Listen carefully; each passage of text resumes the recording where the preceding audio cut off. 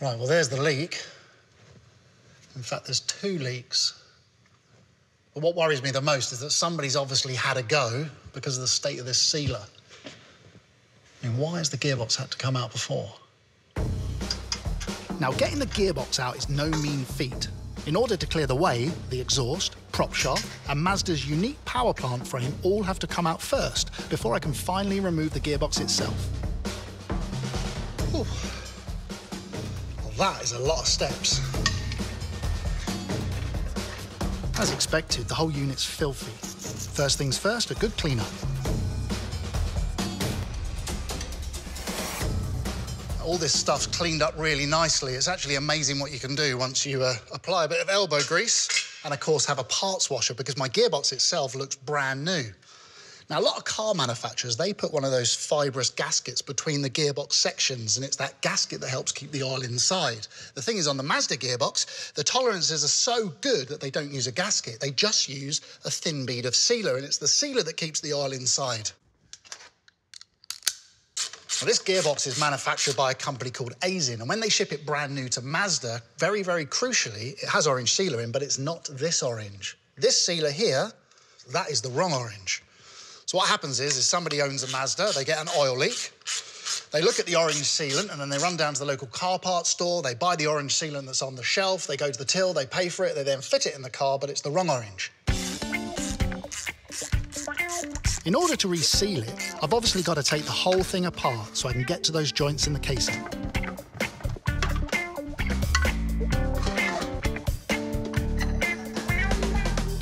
What I'm actually waiting for is the sound of a nice tap as the reverse pivot shaft drops.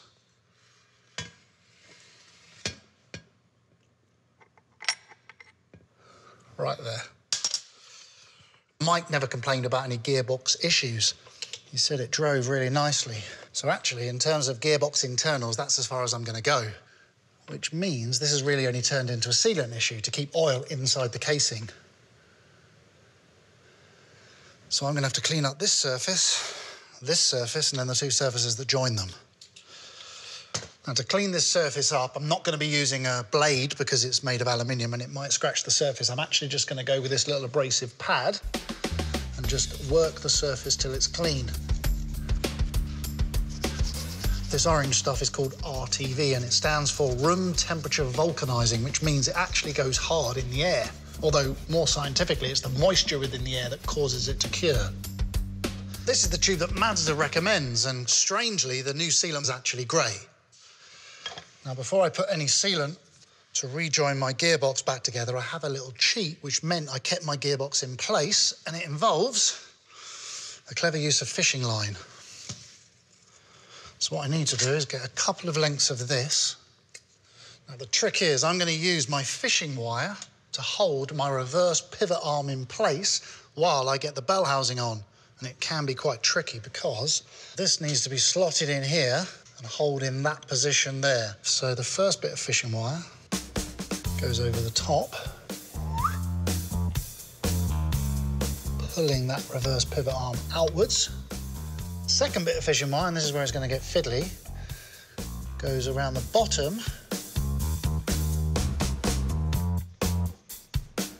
And then if I tape that in place, now hopefully the tape is holding tension on my fishing line, which is holding it exactly in the right position for me to put a bell housing on. Now, if this little trick works, I would have saved a couple of hours stripping out the gearbox. Now, if I open up this tube, apply my nib, the key is that I want to get a really consistent bead of sealer around the edge that I've already prepared. Now, I'm not going to smear that with my finger. I mean, you can, but I prefer not to because of the risk of contamination.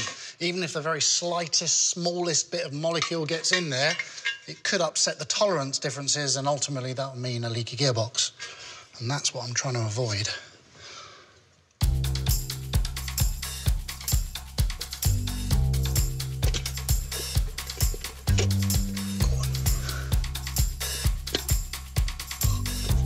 That felt good. Now, if this is all lined up correctly, if I take this reverse pivot shaft it should insert and slide inside the reverse pivot arm. Now that's holding it all in place. I'm just going to put a bit of thread seal on it.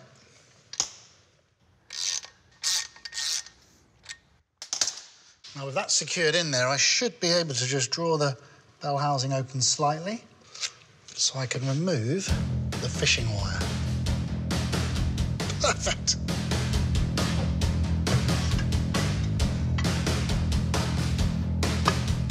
I'm not going to fully torque these bolts or these bolts down just yet. I'm going to give it a little bit of time, allowing the sealer to cure properly. It takes about half an hour.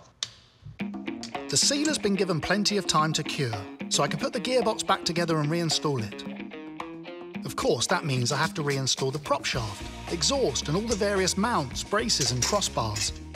A job that would cost at least £2 with a mechanic is fixed with a bit of elbow grease and a $12 tube of sealant.